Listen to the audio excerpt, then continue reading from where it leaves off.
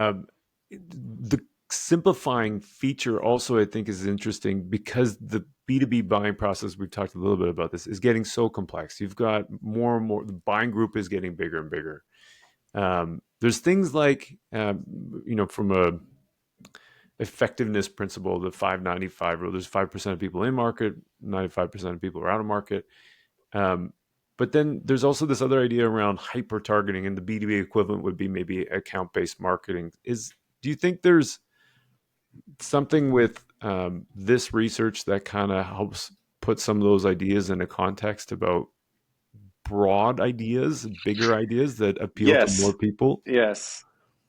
No, again, super passionate about this. The B2B tends to be very reductionist and very linear. And things like account-based marketing, which is not a bad idea at all, get elevated to this like be-all and end-all kind of status, when in fact we know that B2B buying decisions are much more complicated, they're much more emotional, they're much more long-term. So Mimi and I just did a piece of research where we found that 81% of enterprise tech buyers actually only pick a vendor if the entire buyer group has heard of that company from the start.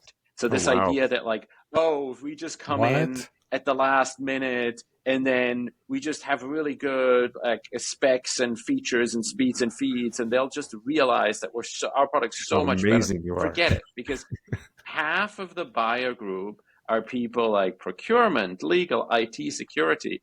They don't really give a damn about how your button is different than the other company's button. They care a lot more about, have we heard of this company? Do we have an Mm. MSA in place with them? What are their financial terms? Are they going to be around 3 years from now? Do they have other customers like us? Right? They care about this stuff. So you really need to articulate a promise that goes beyond just, hey, our product's really great and here's all the features and here's what you can do with it. And I think B2B marketing, to bring it back to Roger and his incredible mentor, Peter Drucker, who famously talked about, what gets measured gets managed. And he didn't mean that in a good way. He meant it, I Mm-hmm. think, in the sense that, if you call yourself data driven, sorry, I have to get on my soapbox here. I'm getting Yeah, very please do. excited, and I'm sure Roger will chime in too. It, it really grinds my gears when people say, well, I'm a data-driven marketer, or I'm a data-driven executive, and so I look at the data and I make decisions based on the data. Yeah, that's great if you live in a world where you have access to 100% of all data that is relevant. But the reality is you have access to a very small subset of data points.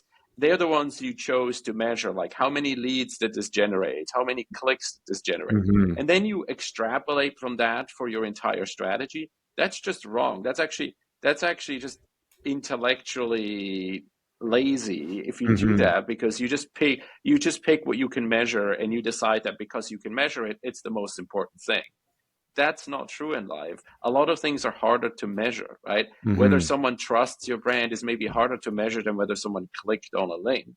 But Mm-hmm. I think it's a lot more important if you're trying to sell something.